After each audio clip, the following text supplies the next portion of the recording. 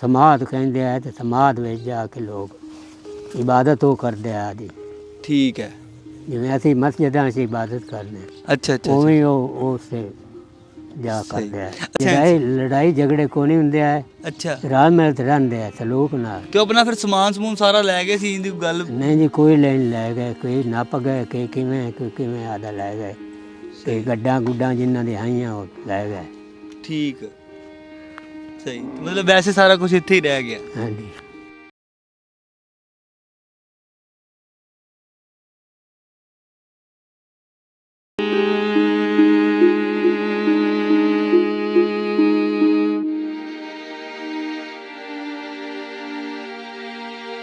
ਅਸਲਾਮੁਅਲੈਕੁਮ, ਸਤਿ ਸ੍ਰੀ ਅਕਾਲ, ਨਮਸਤੇ। ਜਿਵੇਂ ਸਾਂਝਾ ਪੰਜਾਬ ਦੇ ਸ਼ੋਅ ਤਾਂਗ ਪੁਰਾਣੇ ਪਿੰਡ ਦੇ ਵਿੱਚ ਆਪ ਸਭ ਨੂੰ ਜੀ ਆਇਆਂ ਨੂੰ ਆਖਦੇ ਹਾਂ। ਤੇ ਅੱਜ ਅਸੀਂ ਤੁਹਾਨੂੰ ਦਿਖਾਵਾਂਗੇ ਲਹਿੰਦੇ ਪੰਜਾਬ ਦੇ ਜ਼ਿਲ੍ਹਾ ਉਕਾੜਾ ਦੀ ਤਹਿਸੀਲ ਦੀਪਾਲਪੁਰ ਦਾ ਪਿੰਡ ਬਹਾਵਲਦਾਸ। ਹੋਈ ਦੇਸ਼ ਪੰਜਾਬ ਦੀ ਵੰਡ ਤੋਂ ਪਹਿਲਾਂ ਇਹ ਸਿੱਖਾਂ, ਮੁਸਲਮਾਨਾਂ ਤੇ ਹਿੰਦੂਆਂ ਦਾ ਸਾਂਝਾ ਪਿੰਡ ਸੀ। ਤੇ ਅੱਜ ਅਸੀਂ ਆਪ ਸਭ ਨੂੰ ਇਹ ਪਿੰਡ ਵਿਖਾਵਾਂਗੇ, ਇੱਥੋਂ ਦੇ ਲੋਕਾਂ ਨਾਲ ਗੱਲਬਾਤ ਕਰਾਂਗੇ, ਜਾਣਕਾਰੀ ਲਵਾਂਗੇ ਇਸ ਪਿੰਡ ਬਾਰੇ।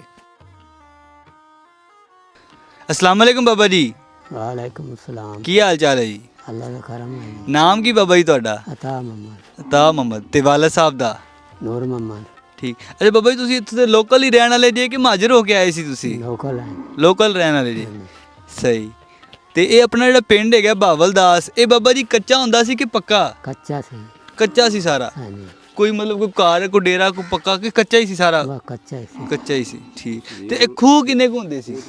ਖੂਹ ਜੀ ਹੈਗੇ ਨਾ, ਇੱਕ ਸਾੜੂ, ਅੱਛਾ ਕਿਕਰਾਂ ਵਾਲਾ, ਅੱਗੇ ਬੇਰੀ ਵਾਲਾ, ਅੱਗੇ ਮਕਾਨ ਵਾਲਾ, ਤੇ ਉਸ ਤੋਂ ਅੱਗੇ ਆ ਗਿਆ ਜਨਾਬ ਵਾਲੇ ਖਰਨਾ ਵਾਲਾ, ਤੇ ਟਾਲੀ ਵਾਲਾ, ਤੇ ਬਟੇਰਿਆਂ ਵਾਲਾ, ਸੱਤੀ ਵਾਲਾ, ਤੇ ਡਲ ਕੰਗਾਂ ਵਾਲਾ, ਤੇ ਇੱਧਰ ਆ ਗਿਆ ਬਰਕਤ ਵਾਲਾ, ਤੇ ਅੱਗੇ ਪਾਰ ਬਾਗ ਵਾਲਾ, ਤੇ ਉਸ ਤੋਂ ਪਾਰ ਆ ਗਿਆ ਜਨਾਬ ਵਾਲੀ ਪਿੱਪਲ ਵਾਲਾ, ਕਿਰਪਾਲ ਵਾਲਾ, ਵਿਜੂ ਵਾਲਾ।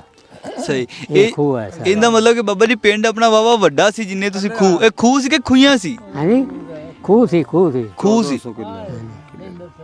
ਤੇ ਇਹ ਮਤਲਬ ਇਹਦਾ ਮਤਲਬ ਹੈ ਕਿ ਪਿੰਡ ਆਪਣਾ ਵਾਵਾ ਚੰਗਾ ਵੱਡਾ ਪਿੰਡ ਸੀ। 1400 ਕਿੱਲੇ, ਮਾਸ਼ਾਅੱਲਾ। ਬਹਾਵਲਦਾਸ ਦਾ, ਸਹੀ। ਤੇ ਇਹ ਬਾਬਾ ਜੀ ਮੁਸਲਮਾਨਾਂ ਦਾ ਪਿੰਡ ਸੀ ਕਿ ਹੋਰ ਵੀ ਇੱਥੇ ਸਿੱਖ ਜਾਂ ਮੁਸਲਮਾਨ ਤੇ ਸਾਰੇ ਰਲ ਕੇ ਰਹਿੰਦੇ ਸੀ? ਕਿਵੇਂ ਸੀ ਪਿੰਡ ਆਪਣਾ? ਮੁਸਲਮਾਨ ਵੀ ਹੈ ਤੇ ਹਿੰਦੂ ਸਿੱਖ ਵੀ ਹੈਗੇ ਆ। ਅੱਛਾ, ਤਿੰਨੇ ਸੀ। ਹਾਂਜੀ, ਸਹੀ। ਤੇ ਕੀ ਨਾਮ ਲਈਦਾ ਬਾਬਾ ਜੀ? ਇੱਥੇ ਸਕੂਲ ਹੁੰਦਾ ਸੀ ਆਪਣੇ? ਇੱਥੇ ਸਕੂਲ ਨਹੀਂ ਜੀ, ਸਕੂਲ ਪਿੱਛੇ ਬਾਅਦ ਵਿੱਚ ਬਣਿਆ। 47 ਤੋਂ ਪਹਿਲਾਂ ਕੋਈ ਨਹੀਂ ਕੋਈ ਨਹੀਂ ਸੀ? ਸੀ। ਠੀਕ ਹੈ। ਕੋਈ ਸਕੂਲ ਨਹੀਂ ਲੰਮੂ ਜਾ ਕੇ ਪੜ੍ਹਦੇ ਆ ਹੋਰ ਪਿੰਡਾਂ 'ਚ। ਅੱਛਾ। ਤੇ ਇਹ ਸਕੂਲ ਹੁਣ ਕਿੰਨੇ ਹੋਣੇ ਨੇ ਬਾਬਾ ਜੀ ਆਪਣੇ ਪਿੰਡ 'ਚ? ਹੁਣ ਆਪਣੇ ਪਿੰਡ 'ਚ 2 ਸਕੂਲ ਹਨ, ਇੱਕ ਲੜਕੀਆਂ ਦਾ ਤੇ ਇੱਕ ਲੜਕਿਆਂ ਦਾ ਸਰਕਾਰੀ, ਤੇ ਪ੍ਰਾਈਵੇਟ ਇੱਕ ਆ ਮਾਸਟਰ ਸ਼ਫੀਕ ਦਾ, ਤੇ ਇੱਕ ਰੋਜ਼ਗਿਆਂ ਦਾ ਜੀ, ਤੇ ਇੱਕ ਹੋਰ ਹੈ ਪਰ ਆਬਾਦੀ 'ਚ ਪਤਾ ਨਹੀਂ ਮੈਨੂੰ ਉਹ ਪ੍ਰਾਈਵੇਟ।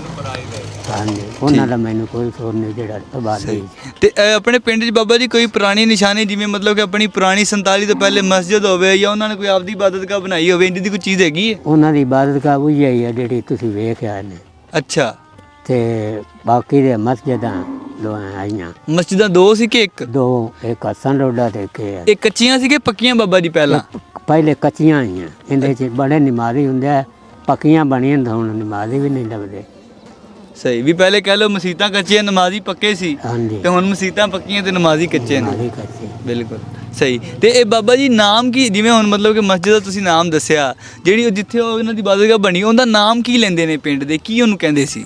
ਉਹਨੂੰ ਸਮਾਧ ਕਹਿੰਦੇ ਆ, ਤੇ ਸਮਾਧ ਵਿੱਚ ਜਾ ਕੇ ਲੋਕ ਇਬਾਦਤ ਉਹ ਕਰਦੇ ਆ ਆਦੀ। ਠੀਕ ਹੈ। ਜਿਵੇਂ ਅਸੀਂ ਮਸਜਿਦਾਂ 'ਚ ਇਬਾਦਤ ਕਰਦੇ ਅੱਛਾ। ਉਵੇਂ ਉਹ ਉਸੇ ਜਾ ਕਰਦੇ ਆ। ਅੱਛਾ ਬਾਬਾ ਜੀ, ਉਸ ਤੋਂ ਇਲਾਵਾ ਇੱਥੇ ਕੋਈ ਡੇਰਾ ਜਾਂ ਕੋਈ ਘਰ ਜਿਹੜਾ ਉਸ ਟਾਈਮ ਦਾ ਨੰਬਰਦਾਰ ਜਗੀਰਦਾਰ ਹੋਏਗਾ, ਉਹਦਾ ਕਦੀ ਕੋਈ ਡੇਰਾ ਜਾਂ ਕੋਈ ਘਰ ਹੈਗਾ ਸੀ ਪੱਕਾ? ਕੋਈ ਡੇਰਾ ਨਹੀਂ ਹੈ।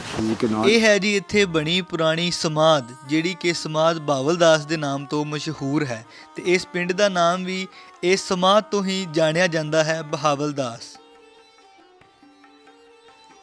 ਛੋਟੀ ਇੱਟ ਨਾਲ ਬਣਾਈ ਗਈ ਇਹ ਸਮਾਧ, ਜਿਹੜੀ ਕਿ ਆਪਣੀ ਅਸਲ ਹਾਲਤ ਵਿੱਚ ਮੌਜੂਦ ਹੈ।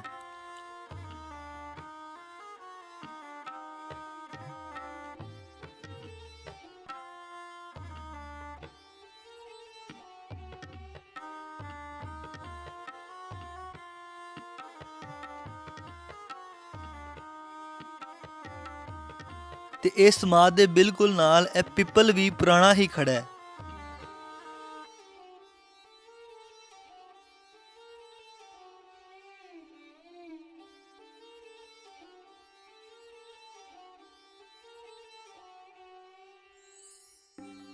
ਤੇ ਇਹ ਹੈ ਇਸ ਪਿੰਡ ਦੀ ਪਹਿਲੀ ਮਸਜਿਦ, ਜਿਹੜੀ ਕਿ ਹੋਈ ਦੇਸ਼ ਪੰਜਾਬ ਦੀ ਵੰਡ ਤੋਂ ਪਹਿਲਾਂ ਬਣਾਈ ਗਈ। ਇਸ ਮਸਜਿਦ ਦਾ ਨਾਮ ਹੈ ਜਾਮਿਆ ਮਸਜਿਦ ਮੁਹੰਮਦ ਹਸਨ ਰੋਡਾ।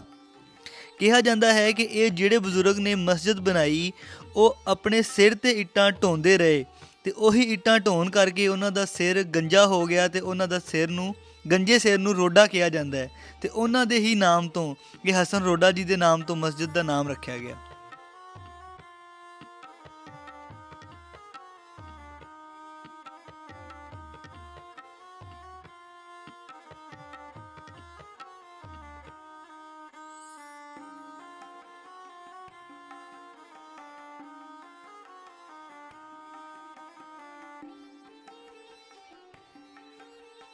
ਇਸ ਪਿੰਡ ਵਿੱਚ 2 ਗਵਰਨਮੈਂਟ ਸਕੂਲ ਨੇ, ਇੱਕ ਬੱਚਿਆਂ ਦਾ ਤੇ ਇੱਕ ਬੱਚੀਆਂ ਦਾ।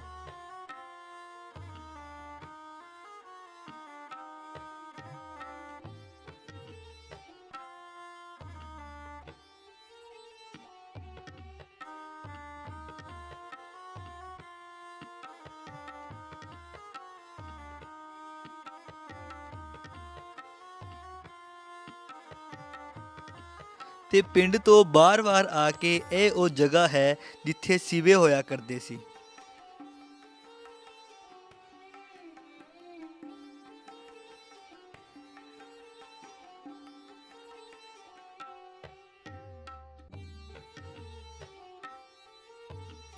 ਸਹੀ। ਹੋਰ ਤੁਸੀਂ ਆਪਣੇ ਵੱਡਿਆਂ ਤੋਂ ਬਾਬਾ ਜੀ ਕੀ ਸੁਣਿਆ ਕਿ ਇਹ ਰਲ ਮਿਲ ਕੇ ਰਹਿੰਦੇ ਸੀ ਕਿ ਲੜਾਈ ਝਗੜੇ ਸੀ, ਕਿਵੇਂ ਰਹਿਣ ਸਹਿਣ? ਲੜਾਈ ਝਗੜੇ ਕੋਈ ਨਹੀਂ ਹੁੰਦੇ ਆ। ਅੱਛਾ, ਰਲ ਮਿਲ ਕੇ ਰਹਿੰਦੇ ਆ ਸਲੂਕ ਨਾਲ।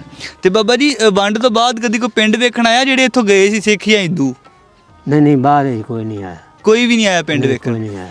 ਤੇ ਜਦੋਂ ਮਤਲਬ ਕਿ ਇਹ ਪਾਕਿਸਤਾਨ ਤੇ ਹਿੰਦੁਸਤਾਨ ਬਣਿਆ ਸੀ, ਉਦੋਂ ਤੁਹਾਡੇ ਵੱਡਿਆਂ ਨੇ ਕੁਝ ਦੱਸਿਆ ਹੋਇਆ ਕਿ ਇੱਥੇ ਲੜਾਈ ਝਗੜਾ ਹੋਇਆ ਜਾਂ ਮਾਰ ਕਟਾਈ ਹੋਈ ਪਿੰਡ 'ਚ? ਨਹੀਂ, ਪਿੰਡ 'ਚ ਕੋਈ ਨਹੀਂ ਹੋਈ।